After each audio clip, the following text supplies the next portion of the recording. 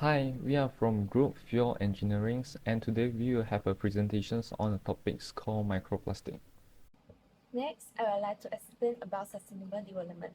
Sustainable development is defined as the development that are able to sustain the needs of society without compromising future generations to gain their own needs.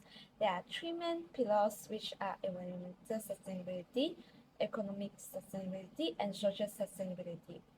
First, environmental sustainability ensures the availability of natural resources which are water, energy, and raw materials. For social sustainability, it's important to ensure the equality of community through initiative and public policies. Besides, a sustainable economy generates a circular economic growth to support the needs of the community. There are 17 sustainable development goals. First five of goals are get rid of poverty, eradicate starvation, promote healthy lifestyle at all ages, ensure the equality to access to education and promote long life learning, and last, ensure gender equality.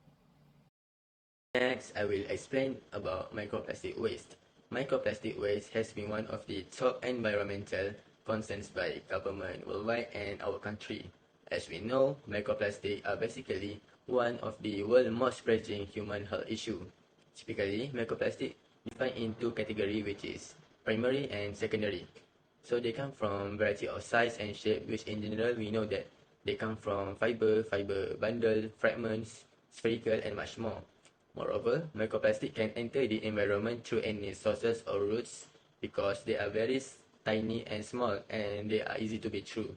Last but not least, we must be very constant and recognize the intricacy of microplastics as they vary very widely.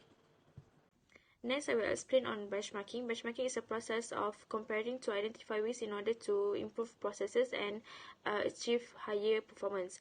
Next, there are 5 procedures that is involved in benchmarking, which is consideration, planning, collect, analyze data, as well as adapt and develop action plan.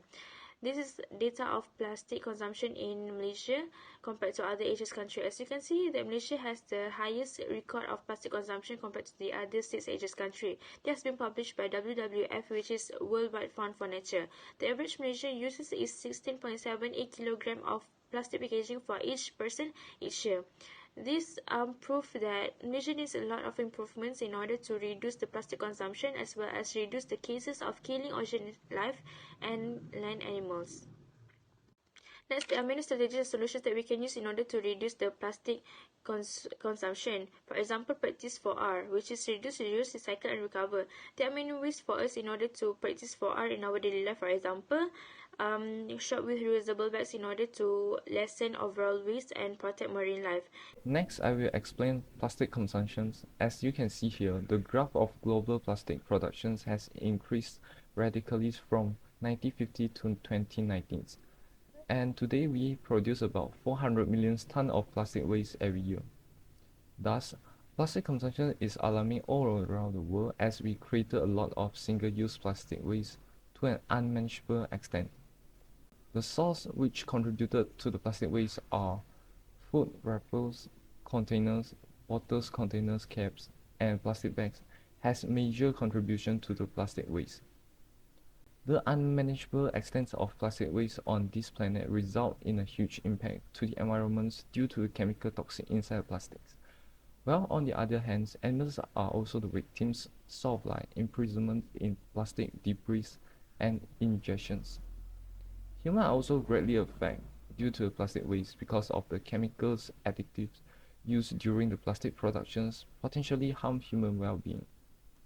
In conclusions, we have to take careful considerations toward these issues as it relates to the future hope of our next generations. Therefore, governments and individuals should come together to solve these problems as alone we can do a little, together we can do so much. If all these efforts start happening, surely we can ensure the earth is free from plastic pollution and make the earth a better place. Thank you.